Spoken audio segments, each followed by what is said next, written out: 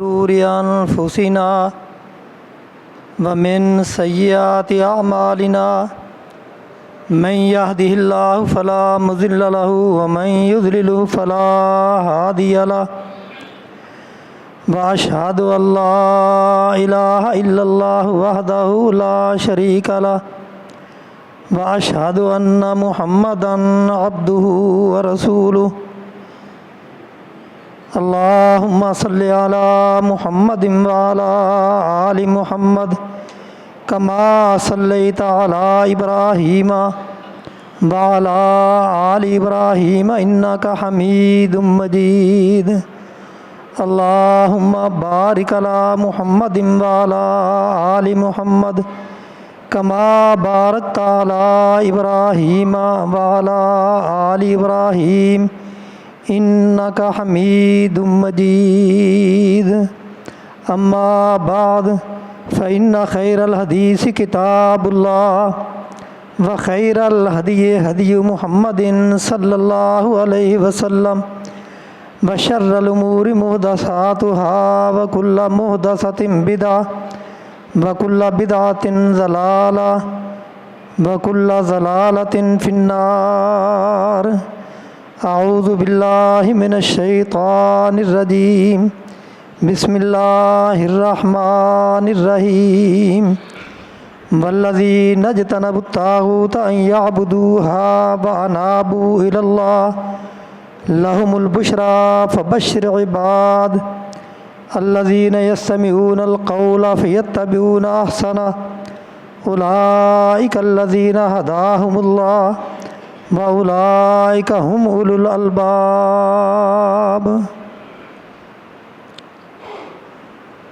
ہر قسم کی تعریفیں، بڑھائیں، کبریائیں اللہ وحدہ لا شریک کے لیے، جو اس کائنات کا خالق، مالک، مدبر الامور ہے۔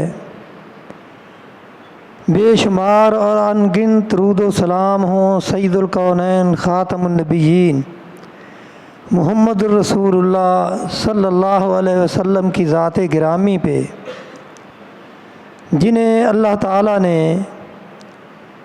ایک ایسا دین دے کے مبعوث کیا جو قیامت تک رہے گا اور اس میں کوئی تبدیلی رونما نہیں ہوگی، اور جو اس پہ عمل کریں گے وہ دنیا اور آخرت میں کامیاب ہوں گے، اور جنہوں نے اس دین سے روگردانی کی وہ دنیا اور آخرت میں نامراد اور ناکام ہوں گے۔ یہ دو آیات جو میں نے تلاوت کی ہیں، 23واں پارہ سورہ زمر کی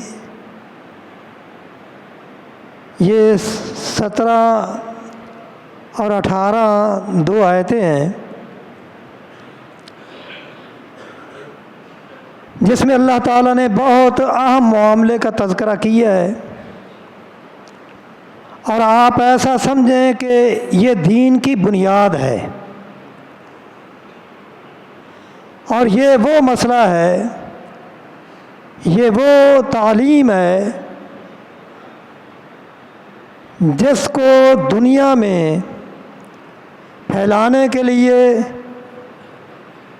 لوگوں کو جس پہ عمل کروانے کے لیے اللہ تعالیٰ نے آدم علیہ السلام سے لے کے محمد الرسول اللہ صلی اللہ علیہ وسلم تک نبی بھیجے، اور ان کو یہی حکم تھا کہ لوگوں کو طاغوت کی عبادت سے پھیر کے، طاغوت کی عبادت سے بچا کے اللہ کی عبادت کی طرف لگانا ہے۔ اور اسی بات کا یہاں تذکرہ ہے، وَالَّذِينَ اجْتَنَبُوا الطَّاغُوتَ أَن يَعْبُدُوهَا وَأَنَابُوا إِلَى اللَّهِ لَهُمُ الْبُشْرَى فبشر عباد، وہ لوگ جو طاغوت کی عبادت سے بچتے ہیں اور اللہ کی عبادت میں لگ جاتے ہیں، وَأَنَابُوا إِلَى اللَّهِ، لَهُمُ الْبُشْرَىٰ، ان کے لیے بشارت ہے۔ فبشر عباد، اور جنہوں نے طاغوت کی عبادت کو چھوڑ کے اللہ کی عبادت کو اپنا لیا اور اپنی ساری زندگی اللہ کی عبادت میں صرف کر دی، ان کے لیے بشارت ہے، اور وہی میرے بندے ہیں جو بشارت کے قابل ہیں۔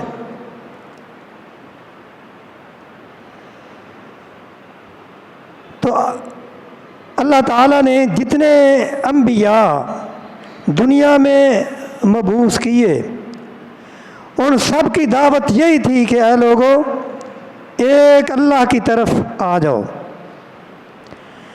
غیر اللہ کی عبادت کو چھوڑ دو۔ طاغوت ہر اس چیز کو، اس طاقت کو کہا جاتا ہے جو انسان کو اللہ کی عبادت سے روکتی ہو، وہ جو بھی ہوگا وہ طاغوت ہے۔ اور جو طاغوت کی عبادت سے بچتے ہیں اصل انسان وہی ہیں، کیونکہ انسان کی تخلیق اللہ نے جو کی ہے وہ اپنی عبادت کے لیے ہے۔ وَمَا خَلَقْتُ الْجِنَّ وَالْإِنسَ إِلَّا لِيَعْبُدُونَ۔ اور اگر کوئی شخص اللہ کی عبادت سے ہٹ کے طاغوت کی عبادت کرنے لگ جاتا ہے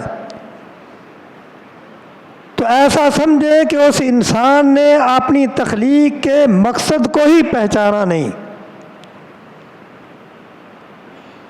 اور وہ انسان کہلوانے کا بھی حقدار نہیں جس نے اپنی تخلیق کے مقصد کو نہیں پہچانا۔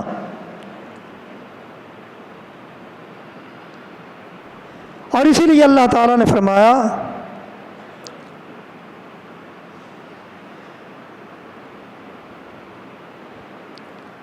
اللہ ولی الذین آمنوا یخرجہم من الظلمات الی النور والذین کفروا اولیاءہم الطاغوت۔ دنیا میں دو قسم کے لوگ ہیں، ایک وہ لوگ ہیں جن کی دوستی اللہ کے ساتھ ہے، اور ایک قسم وہ ہے جن کی دوستی شیطان کے ساتھ ہے۔ جو اللہ کی عبادت کرتے ہیں، جنہوں نے اپنی زندگی اللہ کی عبادت میں کھپا دی، اپنے آپ کو اللہ کے لیے وقف کر دیا، تو اللہ تعالیٰ فرماتے ہیں اللہ ولی الذین آمنوا یخرجہم من الظلمات الی النور۔ اللہ تعالیٰ ایسے لوگوں کا دوست ہے، ان کو جہالت، کفر، بدعت اور ہر قسم کی گمراہی کے اندھیرے سے نکال کے دین کی، ایمان کی روشنی کی طرف لے آتا ہے۔ یوم تری المؤمنین والمؤمنات یسعی نورہم بین ایدیہم۔ اور یہ جن مومنوں کو قیامت کے دن نور ملے گا، ان کا دایاں بایاں، آگے پیچھے نور کی روشنی ہوگی، یہ وہی لوگ ہوں گے جنہوں نے اپنی زندگی اللہ کی عبادت کے لیے وقف کر دی۔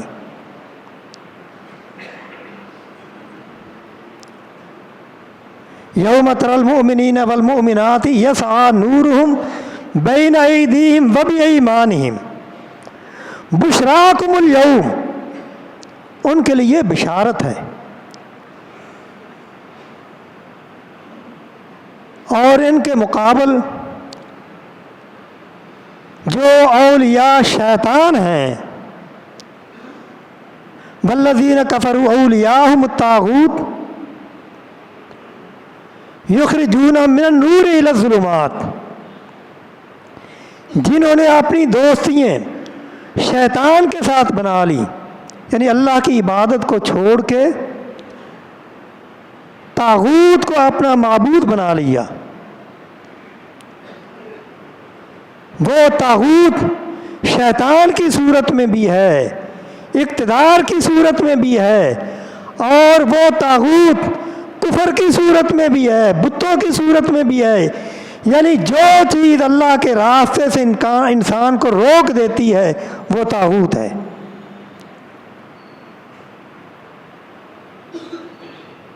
جنہوں نے اپنا دوست طاغوت کو بنا لیا، ان کے لیے قیامت کے دن اندھیرے ہی اندھیرے ہوں گے۔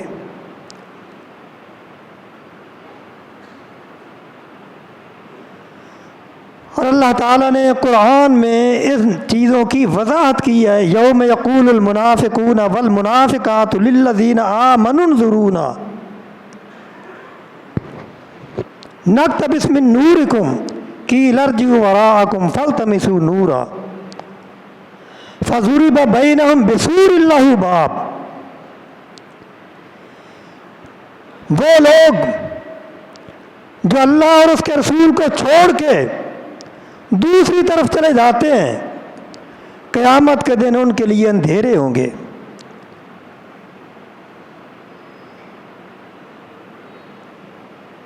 اور انسان کو جو چیز کفر سے بچانے والی ہے، قیامت کے دن جو فائدہ دینے والی ہے، وہ اللہ کی عبادت ہے، اور وہ تخلیق کا وہ مقصد ہے جس مقصد کے لیے انسان پیدا کیا گیا۔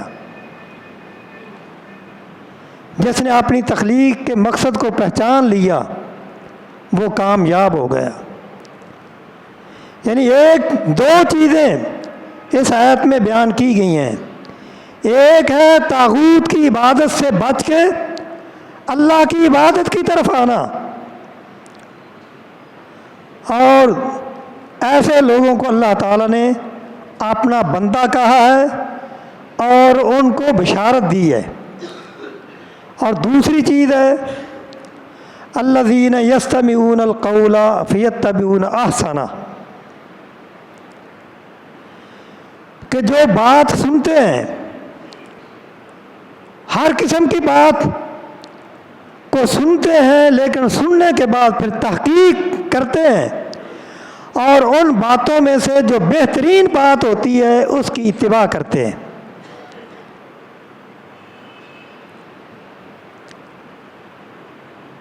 یہاں آپ موجودہ دور میں آپ یہ کہہ سکتے ہیں کہ ہمارے ہاں پاکستان میں کتنے مسالک ہیں؟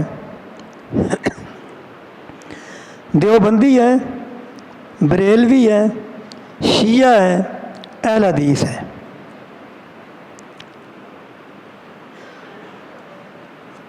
تو ایمان ہمیں، قرآن ہمیں یہ تعلیم دیتا ہے کہ تم بات ہر ایک کی سنو۔ شیعہ اپنی بات کرتا ہے، دیوبندی اپنی بات کرتا ہے، بریلوی اپنی بات کرتا ہے۔ بات سننے میں کوئی حرج نہیں، ہر ایک کی بات سنیں۔ الذین یستمعون القول، وہ لوگ جو بات سنتے ہیں، بات سننے کے بعد فیتبعون احسنہ، اچھی بات کی تابع داری کرتے ہیں۔ کیوں؟ اس لیے کہ اللہ تعالیٰ قرآن میں فرماتے ہیں یا ایھا الذین آمنوا لا تقدموا بین یدی اللہ ورسولہ واتقوا اللہ ان اللہ سمیع علیم۔ اے ایمان والو، تم اللہ سے ڈرو اور اپنے آپ کو اللہ اور اس کے رسول سے آگے لے جانے کی کوشش نہ کرنا۔ اب میں یہاں مثال کے طور پہ چند باتیں کہتا ہوں کہ ہم نے ایک بات سنی، اور وہ بات کیا تھی؟ امام کے پیچھے سورہ فاتحہ نہیں پڑھنی۔ سن لی بات، اور بریلوی کا بھی یہی موقف ہے، دیوبندی کا بھی یہی موقف ہے۔ الذین یستمعون القول، بات ہر ایک کی سنو، جب ہم نے تحقیق کی، احادیث کی کتابوں کو دیکھا، رسول اللہ صلی اللہ علیہ وسلم کے فرامین کو دیکھا، تو آپ کا فرمان ہمیں ملا، لا صلاۃ لمن لم یقرأ بفاتحۃ الکتاب، تو اس شخص کی نماز نہیں ہے جو امام کے پیچھے یا کسی حالت میں بھی، وہ اکیلا ہو، امام کے پیچھے ہو، جماعت میں ہو، غیر جماعت کے میں ہو، اور نماز کوئی بھی ہو، جو سورہ فاتحہ نہیں پڑھے گا اس کی نماز نہیں ہے۔ اور اب تمام باتوں سے اچھی بات کس کی ہے؟ اللہ تعالیٰ فرماتے ہیں من اصدق من اللہ قیلا، اللہ سے بڑھ کے سچی بات کس کی ہو سکتی ہے؟ فإن أحسن الحدیث کتاب اللہ، تمام باتوں سے بہترین بات کتاب اللہ کی ہے۔ یہ کیا ہے میرے ہاتھ میں؟ کیوں جی کیا ہے میرے ہاتھ میں؟ قرآن، اللہ کی کتاب ہے۔ ان احسن الحدیث کتاب اللہ، تمام باتوں سے بہترین بات اللہ کی کتاب کی ہے۔ واحسن الہدی ہدی رسول اللہ، اور تمام طریقوں سے بہترین طریقہ کون سا ہے؟ محمد الرسول اللہ۔ الذین یستمعون القول فیتبعون احسنہ، بات ہر ایک کی سنو لیکن مانو کس کی؟ جو بات اچھی ہے، اور سب سے اچھی بات کس کی ہے؟ اللہ کی ہے اور اللہ کے رسول کی ہے۔ تو مبارک ہو آپ کو اہل حدیثو، آپ کے حصہ میں اچھی بات آئی ہے، اور یہ وہی بات ہے جو تمام ائمہ نے بھی کی ہے۔ امام مالک رحمہ اللہ، امام ابو حنیفہ رحمہ اللہ، امام شافعی رحمہ اللہ، امام احمد بن حنبل رحمہ اللہ، اور پیران پیر عبد القادر جیلانی رحمہ اللہ، ان تمام کا موقف یہی ہے جہاں اللہ اور اس کے رسول کی بات آ جائے ہماری باتوں کو چھوڑ دو، ہماری بات تسلیم نہ کرو۔ اور آج ہمارے اس ماحول میں لوگ طلاق دیتے ہیں نا، اور ایک مجلس میں 3 طلاقیں دے دیتے ہیں۔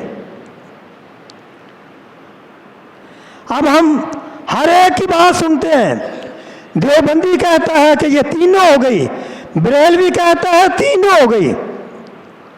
ہم نے ہر ایک کی بات کو سنا، اور ہر ایک کی بات کو سننے کے بعد جب اس کو تولا گیا، کس کے ساتھ تولا گیا؟ قرآن اور حدیث کے ساتھ تولا گیا۔ تو قرآن حدیث میں کیا ملا؟ رسول اللہ کے فرمان میں کیا ملا؟ کہ ایک مجلس کی 3 طلاق وہ 3 نہیں ہوتی، 1 ہوتی ہے۔ فیتبعون احسنہ کا تقاضا کہ الذین یستمعون القول، بات ہر ایک کی سنو لیکن ماننا کیا ہے؟ جو بات سب سے اچھی ہے۔ فیتبعون احسنہ، جو اچھی بات کی تابع داری کرتے ہیں، پیروی کرتے ہیں، ان کو ہی اللہ تعالیٰ نے فرمایا اولئک الذین ہداہم اللہ واولئک ھم اولو الالباب، یہی لوگ ہدایت یافتہ ہیں، یہی لوگ عقل مند ہیں۔ اور پھر رسول اللہ صلی اللہ علیہ وسلم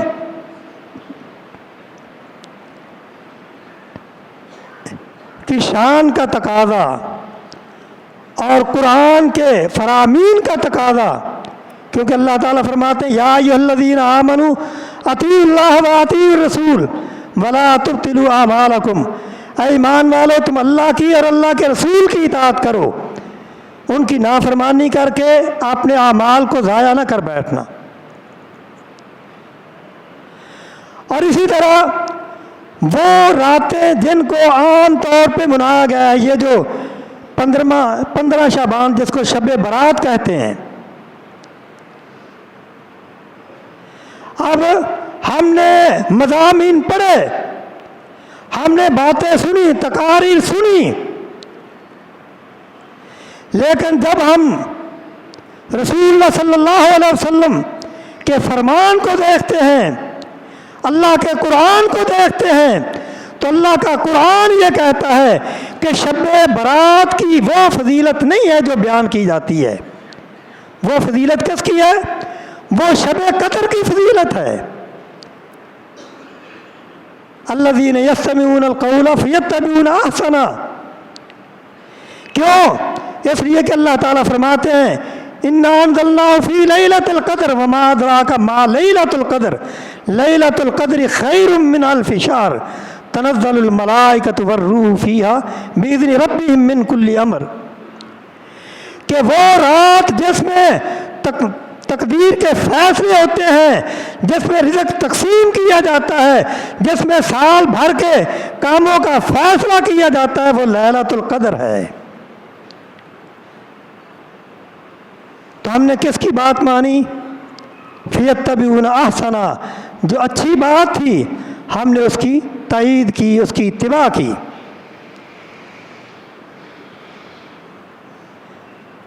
اور پھر رسول اللہ صلی اللہ علیہ وسلم کا فرمان کہ آپ سے پوچھا گیا کہ اے اللہ کے رسول، آپ نے اپنی رسالت کو کیسے پہچانا؟ تو آپ فرماتے ہیں کہ 2 فرشتے آئے، میں سویا ہوا تھا، آ کے پوچھنے لگے کیا یہ وہی ہے جن کی طرف ہمیں بھیجا گیا ہے؟ دوسرے نے کہا ہاں یہ وہی ہے۔ ان کے پاس ترازو تھا، انہوں نے ترازو کے ایک پلڑے میں مجھے رکھا اور دوسرے پلڑے میں دوسرے آدمی کو رکھا، میرا وزن کیا گیا، میرا پلڑا بھاری نکلا۔ پھر 10 کا میرے ساتھ وزن کیا گیا، میرا پلڑا پھر بھی بھاری نکلا، پھر 100 کا، 1000 کا، حتیٰ کہ وزن کرتے کرتے جب میرا ہر باری میرا پلڑا بھاری نکلتا تو دوسرا فرشتہ کہتا ہے ان کا وزن کیا کرتے ہو؟ اگر ایک پلڑے میں پوری کائنات ہو اور ایک پلڑے میں محمد رسول اللہ ہو، آپ کا وزن پھر بھی بھاری ہوگا۔ نتیجہ کیا نکلا؟